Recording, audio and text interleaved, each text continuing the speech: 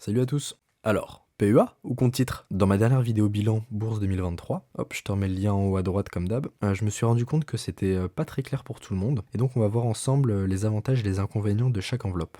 On va donc chercher à bien comprendre leur utilité, qui se résume en gros à bien comprendre comment faire pour détenir de superbes boîtes comme L'Oréal, Apple ou encore Total, et surtout ce qui est le plus intéressant fiscalement pour un résident français. Alors déjà, qu'est-ce qu'un PEA? Un PEA, c'est un plan d'épargne en action. Donc en gros, c'est une enveloppe fiscale qui va te permettre d'acheter plein de produits financiers, mais nous clairement ce qui va nous intéresser, ce sont les actions en bourse. Donc pour faire simple, en France, ce qui pèse le plus sur ton argent, c'est les impôts. Donc tu vas avoir la TVA sur tes pâtes du midi, les charges patronales sur le salaire que te verse ton employeur, les cotisations sociales sur le salaire que tu reçois, et surtout, le pire du pire du pire, la flat tax sur tes dividendes. Et oui, parce que faut pas oublier qu'on est quand même en France, qui est le deuxième pays le plus taxé au monde, juste après le Danemark. Bon, on va pas rentrer dans le débat est-ce qu'on est trop taxé ou pas dans cette vidéo, mais je serais quand même curieux d'avoir vos retours en commentaire et en fonction des réponses, je pourrais faire une petite vidéo sur le sujet. Bon, du coup, pour en revenir au PEA, l'avantage majeur, c'est qu'il te permet d'avoir justement une fiscalité réduite. Bon, pour bien comprendre ça, prenons mon cas. J'ai pris conscience de l'importance d'investir en 2021. J'ai donc fait mes recherches et j'ai ouvert mon PEA. Comme j'ai moins de 25 ans, il s'ouvre automatiquement en un PEA jeune. C'est un peu le mode tutoriel du jeu. Donc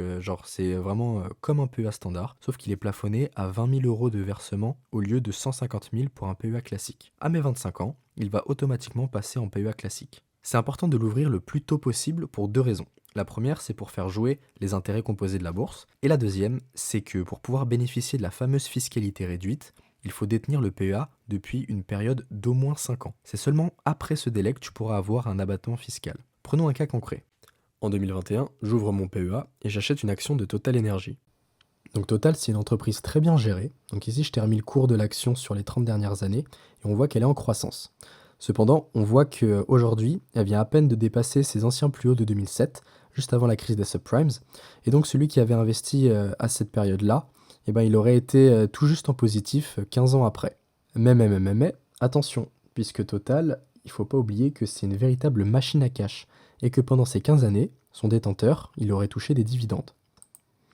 Donc ici, tu as l'historique de tous les dividendes versés de Total depuis le début en fait. Et on voit qu'il n'y a pas eu une seule interruption, donc que ce soit pendant la crise des subprimes, donc en 2007-2008, ou alors pendant la crise du Covid en 2020-2021, où en fait il y a même eu durant cette année-là, donc ici on voit en 2022 un dividende exceptionnel de 1 euro pour les détenteurs. Donc Total verse son dividende en 4 fois, donc en 3 acomptes et un solde. Et du coup, on peut voir les différentes dates de détachement et les dates de paiement. Voilà. Donc d'ailleurs, aujourd'hui, la date de détachement pour le deuxième acompte, c'était le 2 janvier et on l'a reçu le 12 janvier. Donc au passage, je viens de recevoir le dividende, enfin le deuxième acompte de dividende pour l'année 2023. J'ai donc reçu 14,06 € vendredi dernier. Donc revenons à l'exemple. J'achète du Total en 2021.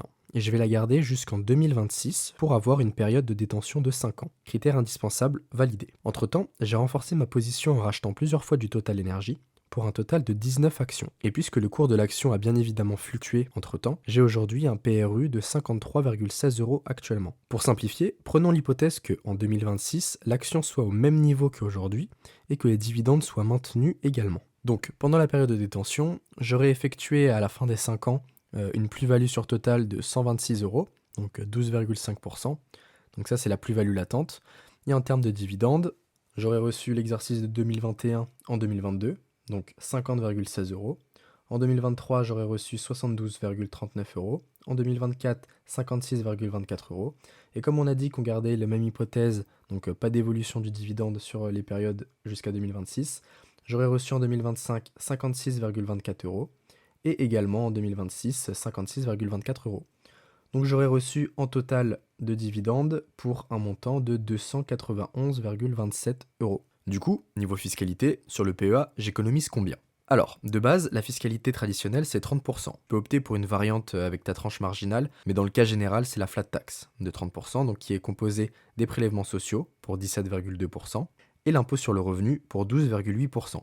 Donc 30% sur les plus-values, mais aussi sur les dividendes. Donc j'aurais eu à payer à l'État 30% de 127 € si je vendais mes actions totales, donc 38 €. Et du côté dividende, 30% des 291 reçus pour un montant de 87 €. Donc, sans réduction fiscale comme sur un CTO ou avant les 5 ans sur un PEA, j'aurais eu à payer 126 € sur 418 € reçus de plus-value et de dividendes. Surtout que ce sont nous, les investisseurs, qui prêtons notre argent, qui prenons le risque.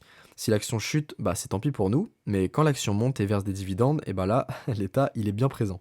Maintenant, après les 5 ans sur le PEA, je ne suis plus imposable que sur les prélèvements sociaux pour 17,2%, ce qui fait 22 € sur la plus-value et 50 € sur les dividendes reçus. On passe donc de 126 € de base à 72 € à payer. Ça peut sembler minime, mais ça fait quand même 57% de différence. Mais surtout, imagine si tu avais laissé les intérêts composés filer sur 20 ou 30 ans. Imagine le poids de la fiscalité sur tes dividendes qui aurait fortement dégradé tes performances si tu avais payé 30% à chaque année. Imagine le manque à gagner si tu avais pu réinvestir tout cet argent et où tu aurais été dans 30 ans. Là, t'as bien vu que le PEA, si t'es patient, c'est plutôt intéressant. Mais du coup, pourquoi les gens hésitent tant avec le compte titre si le PEA est aussi bien? Bah en fait, c'est un peu plus compliqué que ça.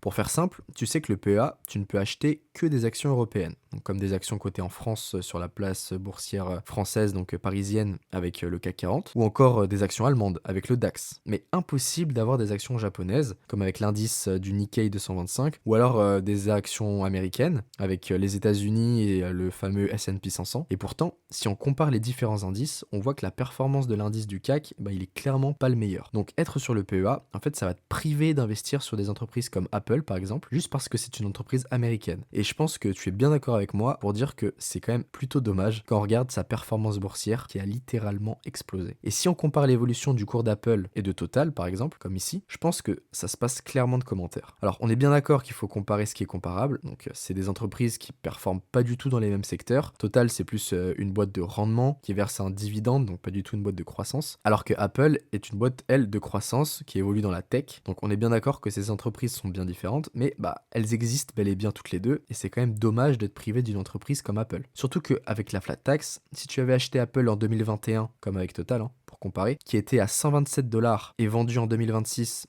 encore en supposant que le cours soit le même qu'aujourd'hui, en 2026 qu'aujourd'hui en 2024, donc à 192 $, et ben t'aurais eu une hausse de 51% ou une plus-value de 65 $ par action. Donc pour 19 actions comme dans le cas de Total, on aurait une plus-value de 1235 € face aux 127 de Total sur la même période. Donc même avec 30% de flat tax, il te reste 865 €, là où sur le PEA, tu n'aurais eu que un petit 89 €. Donc tu auras presque 10 fois moins sur le PEA, et ça sans prendre en compte les dividendes de Apple.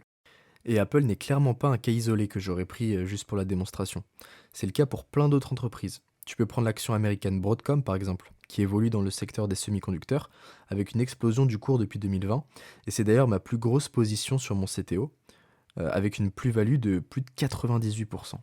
Bon du coup, bah, qu'est-ce qu'on fait? D'un côté, tu as une fiscalité réduite sur les actions européennes avec le PEA, mais bon, on a vu qu'elles étaient franchement faiblardes niveau croissance. De l'autre, tu as un compte titre qui peut t'exposer à tous les marchés et toutes les bourses mondiales, mais sur lequel tu vas te faire exploser sur la fiscalité. Je t'avoue que, en vrai, je comprends pas trop pourquoi sur YouTube, tout le monde tient absolument à choisir entre ces deux enveloppes.